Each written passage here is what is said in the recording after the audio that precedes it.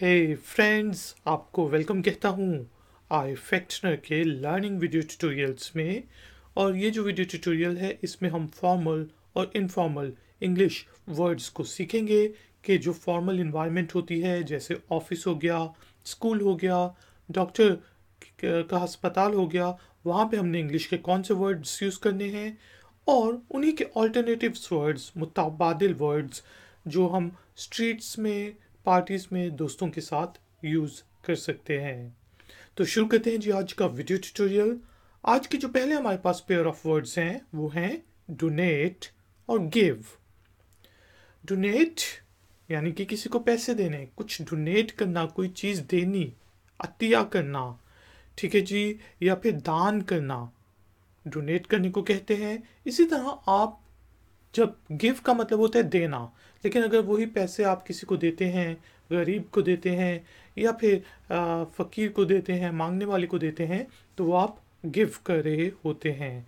तो यहाँ पे डोनेट और गिव दोनों का मतलब है, मतलब अतिया करना, दान करना, कुछ देना। अब फॉर्मल वर्ड है डोनेट और गिव जो है वो इनफॉर्मल इंग्लिश वर्ड है। जैसे अगर हम अपनी कंपनी के बारे में बात कर रहे हैं किसी कॉन्फ्रेंस के अंदर, तो हम कहेंगे our company will donate 100,000 rupees for a good cause. क्योंकि हमारी कंपनी ने कोई प्रॉफिट कमा लिया, लेट सपोज, तो हम कह रहे हैं कि हमारी कंपनी 1 लाख रुपए अच्छी चीज के लिए दान करेगी, अतिया करेगी, देगी। Our company will donate 100,000 rupees for a good cause. और यही चीज़ हम कह सकते थे, मतलब अगर हम इनफॉर्मल इन्वायरमेंट में होते, अपने स्ट्रीट्स में खड़े होते या फिर पार्टी में होते दोस्तों के साथ, कि yes our company will give away 100,000 rupees. या फिर हम इस तरह कह सकते हैं give 100 rupees to the beggar, कि 100 रुपये मांगने वाले को दे दो, 100 रुपये मांगने वाले को दे दो, give 100 rupees to the beggar. तो दोस्तों हमने देखा कि डोनेट का मीनिंग है जी दान करना, देना, अतिया करना। गिव का मतलब भी यहाँ पे वही है, लेकिन डोनेट फॉर्मल इन्वायरमेंट में हमने यूज़ किया फॉर्मल इंग्लिश वर्ड के तौर पे, और इनफॉर्मल इंग्लिश वर्ड के तौर पे हमने गिव को यूज़ किया। इसी तरह हमारे पास नेक्स्ट पेयर ऑफ वर्ड्स हैं एलिमिनेट और रिमूव। एलिमिनेट का मीनिंग होता है मतलब ख़त्म कर देना, हटा देना, किसी चीज़ को बिल्कुल ही एलिमिनेट करना, ख़त्म करना। और रिमूव का मतलब भी होता है हटाना, ठीक है जी। जैसा ये जो है सर के बाल मैं एलिमिनेट भी कर सकता हूँ और रिमूव भी कर सकता हूँ, मतलब मीनिंग यही है कि हटा सकता हूँ, गंजू हो सकता हूँ। लेकिन एलिमिनेट जो है वो फॉर्मल इंग्लिश वर्ड के तौर पे यूज़ होता है, और डोनेट रिमूव जो है, सॉरी, वो इनफॉर्मल इंग्लिश वर्ड के तौर पे यूज़ होता है। जैसे अगर हम बात कर रहे हैं the government has decided to eliminate the corruption, कि गवर्नमेंट ने ये फैसला किया है कि करप्शन को ख़त्म कर दिया जाए, हटा दिया जाए। The government has decided to eliminate the corruption. लेकिन इनफॉर्मली जब हमने यूज़ करना है हटाने के लिए, किसी चीज़ को ख़त्म करने के लिए, तो हम कह सकते हैं कि यार ये लिक्विड ले लें जी, this liquid will remove all the stains, कि ये जो महलूल है, लिक्विड है, ये तमाम के तमाम धब्बों को दूर कर देगा। This liquid will remove all the stains, हटा देगा, ये लिक्विड दीवार पे लगे तमाम धब्बों को हटा देगा। तो आपने देखा एलिमिनेट का मीनिंग भी होता है हटाना, ख़त्म करना। रिमूव का मीनिंग भी उसी सेंस में यूज़ कर सकते हैं, लेकिन एलिमिनेट फॉर्मल इन्वायरमेंट में फॉर्मल इंग्लिश वर्ड के तौर पे, और रिमूव इनफॉर्मल इंग्लिश वर्ड के तौर पे यूज़ करते हैं। नेक्स्ट वर्ड है जी हमारे पास एस्केप और get out. Escape formal English word है, गेट आउट जो है इनफॉर्मल इंग्लिश वर्ड है। एस्केप का मीनिंग होगा जी फरार होना, ठीक है जी, पर फरार नहीं, फरार होना, बाहर निकलना, बाहर बाहर चले जाना, पलायन होना। यहाँ पे हमने कहा, जब हमने फॉर्मली बात करनी है, एक न्यूज़ एंकर के तौर पे मैं खड़ा हूँ, मैं कह रहा हूँ 2 prisoners escaped from the jail last night, कि कल रात को 2 कैदी जेल से फरार हो गए। 2 prisoners escaped from the jail last night। अब हम क्लास में बैठे हैं तो मैं बोर हो रहा हूँ, मैं कहता हूँ यार चल यार बाहर निकलें, यहाँ से भागें, let's get out of here. या टीचर कहता है get out of from here, आप च्युइंगम खा रहे हो, टीचर कहेगा गेट आउट फ्रॉम हेयर। ठीक है जी। तो get out informal English word के तौर पे कि यहाँ से बाहर निकल जाओ, यहाँ से चले जाओ। तो एस्केप जो है फरार होने के सेंस में फॉर्मल इंग्लिश वर्ड के तौर पे यूज़ होता है। नेक्स्ट पेयर ऑफ वर्ड्स हमारे पास हैं दोस्तों, एवेड और अवॉइड। दोनों का मीनिंग होता है बचाना। और अवॉइड और अवॉइड का मीनिंग मतलब उस सेंस में यहाँ पे हम यूज़ करेंगे कि टैक्स को बचाना, टैक्स चोरी करना, जो हम जिसको कहते हैं कि टैक्स को, जिस तरह कंसल्टेंट्स होते हैं डिफरेंट किस्म के, वो डिफरेंट तरीके बताते हैं टैक्स बचाने के। लेकिन यहाँ पे अवॉइड जो है वो फॉर्मल, जब कोई टैक्स कंसल्टेंट बात करेगा, टैक्स ऑफिस वाले बात करेंगे, लॉयर बात करेगा तो वो अवॉइड करेगा। लेकिन आम पब्लिक जब बात करेगी तो वो अवॉइड करेगी इनफॉर्मल इंग्लिश वर्ड के तौर पर। तो फॉर्मल इंग्लिश वर्ड अवॉइड का एग्जाम्पल सेंटेंस हमारे पास है, द कंपनी, ये दे कंपनी नहीं है, sorry, the company, the company has many bank accounts in foreign countries to avoid taxes. Company ने बाहर के देशों में, बाहर के मुल्कों में, विदेशों में काफ़ी बैंक अकाउंट खोले हुए हैं। किस लिए? टैक्स बचाने के लिए। टैक्स बचाने के लिए कंपनी ने विदेश के मुल्कों में, विदेशों में, विदेश में, बाहर के मुल्कों में बहुत ज़्यादा अकाउंट्स खोले हुए हैं।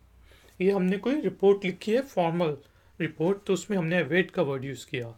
जबकि आम बात कर रहे हैं, हम खड़े हैं आपस में, तो मैं कहता हूँ यार people use illegal means to avoid taxes, कि लोग जो है गैर कानूनी वेज या मीन्स को यूज़ करते हैं क्या करने के लिए? टैक्स बचाने के लिए। टैक्स बचाने के लिए लोग गैर कानूनी काम करते हैं। People use illegal means to avoid taxes.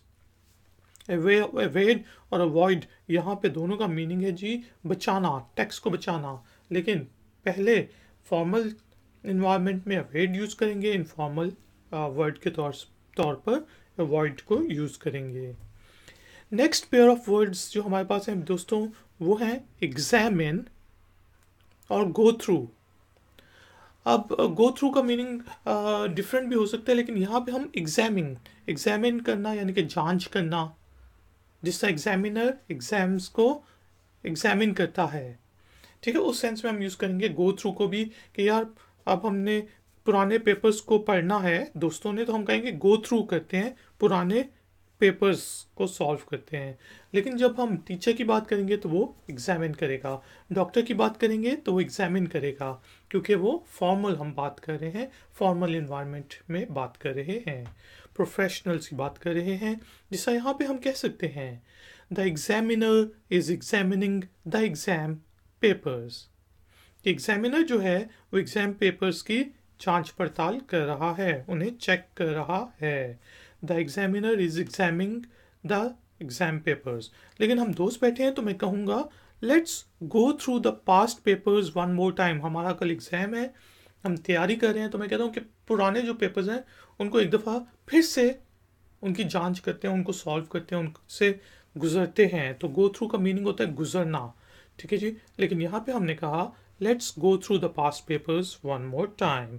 तो दोस्तों हमने देखा एग्जामिन और गो थ्रू का मीनिंग यहाँ पे हमने जांच करने के लिए यूज़ किया, लेकिन एग्जामिन फॉर्मल इंग्लिश वर्ड है और go through informal English word है।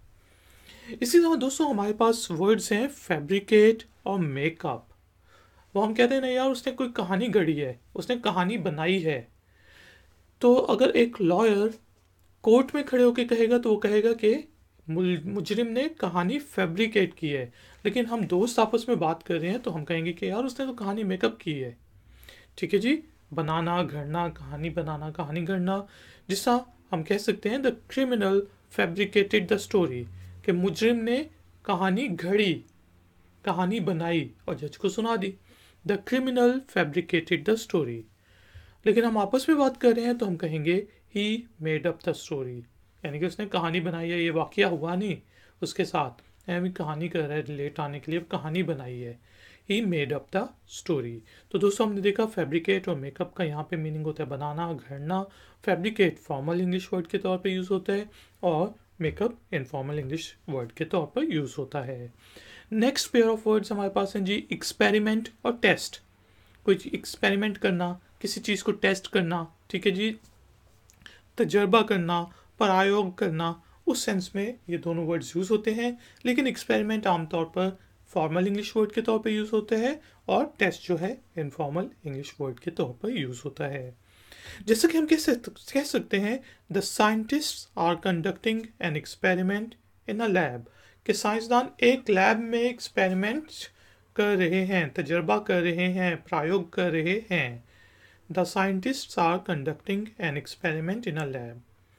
लेकिन लेट सपोज हम वैसे खड़े हैं और कोई बाहर कोई टेस्ट हो रहा है, या फिर हम दोस्त आपस में बात करें, यार यहाँ पे क्यों खड़े हो तुम टेस्ट लेबॉर्ट्री के सामने, तो मैं कहूँगा they are doing test right now, कि वो इस वक्त टेस्ट कर रहे हैं, एक्सपेरिमेंट कर रहे हैं किसी चीज़ का, मिट्टी का, कोई भी हो सकता है।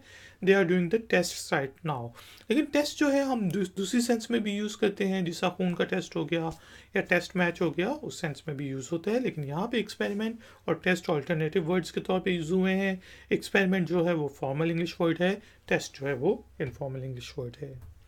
नेक्स्ट हमारे पास पेयर ऑफ वर्ड्स हैं दोस्तों, फॉलो एंड कम आफ्टर, यानी कि किसी का पीछा करना, किसी के पीछे जाना, उसको हम कहते हैं ओए मुझे फॉलो कौन कर रहा है, ओए मेरे पीछे क्यों आ रहे हो, कम आफ्टर क्यों हो, ठीक है जी। तो यहाँ पे हमने पीछे करना, पीछे आने के सेंस में यूज़ किया है। लेकिन फॉलो आमतौर पे फॉर्मल इंग्लिश वर्ड है के तौर पर यूज़ होता है और come after informal English word के तौर पर यूज़ होता है। जैसा कि हम कह सकते हैं detectives are following the criminals, detective जो हैं वो मुजरिमों का पीछा कर रहे हैं। Detectives are following the criminals. और किसी को हमने कहा यार वो तेरे पीछे ज़रूर आएगा, भाग जाए यहाँ से, he will come after you, वो तुम्हारे पीछे आएगा, he will come after you. तो हमने देखा कि फॉलो और कम आफ्टर दोनों का मीनिंग है पीछे आना, पीछा करना। लेकिन फॉलो जो है आमतौर पे फॉर्मल इंग्लिश वर्ड के तौर पे यूज़ होता है और come after informal English word के तौर पर यूज़ होता है। नेक्स्ट पेयर ऑफ वर्ड्स हम दोस्तों हमारे पास हैं इल और सिक। दोनों का मीनिंग बीमार है, लेकिन इल फॉर्मल इंग्लिश वर्ड है, सिक जो है इनफॉर्मल इंग्लिश वर्ड है। अब मैंने एप्लीकेशन देनी है बॉस को कि मैं दफ्तर नहीं आ रहा क्योंकि मैं बीमार हूँ, तो मैं कहूँगा I can't come to the office because I am ill. I can't come, ये है to the office. I can't come to the office because I am ill, मैं दफ्तर नहीं आ सकता क्योंकि मैं बीमार हूँ। लेकिन अगर हम वैसे बात करें, यार ओ दफ्तर क्यों नहीं आया आज, हम कहेंगे यार ही इज़ सिक, वो बीमार है। अपने कुलीग को मैंने कहा he is sick, I am sick, ठीक है। तो इल जो है ज़्यादातर हम फॉर्मल इन्वायरमेंट्स में यूज़ करते हैं फॉर्मल इंग्लिश वर्ड के तौर पे, और सिक जो है इनफॉर्मल इन्वायरमेंट्स में इनफॉर्मल इंग्लिश वर्ड के तौर पे यूज़ किया जाता है। नेक्स्ट पेयर ऑफ वर्ड्स हमारे पास हैं जी इनवाइट और आस्क आउट। इनवाइट और आस्क आउट दोनों का मीनिंग जो होता है वो होता है किसी को मतलब बुलाना, डिनर पे बुलाना, लंच पे बुलाना, मधु करना, ठीक है जी, किसी को इनवाइट करना, उस सूरत में हम इसको यूज़ करते हैं। लेकिन इनवाइट जो है ज़्यादातर फॉर्मल इंग्लिश वर्ड के तौर पे यूज़ होता है और आस्क आउट जो है इनफॉर्मल इंग्लिश वर्ड के तौर पे यूज़ होता है। जैसे हम किसी को शादी में बुलाना है तो हम कहेंगे कि उसको इनवाइट करो। लेकिन अगर किसी ने किसी को डेट पे बुलाना है तो वो होगा आस्क आउट, कि उसको डिनर के लिए आस्क आउट किया कि मेरे साथ तुम डिनर पे चलो, लड़के ने लड़की से। तो यहाँ पे हमारे पास जो एग्जाम्पल सेंटेंसेस हैं, you are invited to the annual dinner party, कि हमारे कंपनी की एनुअल डिनर पार्टी होती है तो उसमें आप इन्वाइटेड हो, आपको इन्वाइट किया जाता है, यू आर इन्वाइटेड। और हम अपने दोस्त से पूछेंगे यार तो अपनी गर्लफ्रेंड्स को कब डिनर पे लेके जाओगे, तो हम कहेंगे when are you asking her out. When are you asking her out informal और यू आर इन्वाइटेड फॉर्मल। तो दोस्तों ये हमारे बेसिकली 10 पेयर ऑफ वर्ड्स थे फॉर्मल और इनफॉर्मल इंग्लिश वर्ड्स के। अगर आपका कोई भी क्वेश्चन हो तो नीचे दिए गए कमेंट्स बॉक्स में आप मुझसे पूछ सकते हैं। वीडियो को लाइक ज़रूर करें, शेयर ज़रूर करें और चैनल को सब्सक्राइब करें। थैंक यू वेरी मच कि आपने मुझे इस ट्यूटोरियल के लिए ज्वाइन किया। मिलेंगे एक और नए ट्यूटोरियल में। Until then, take care, keep learning, keep enjoying. Good day.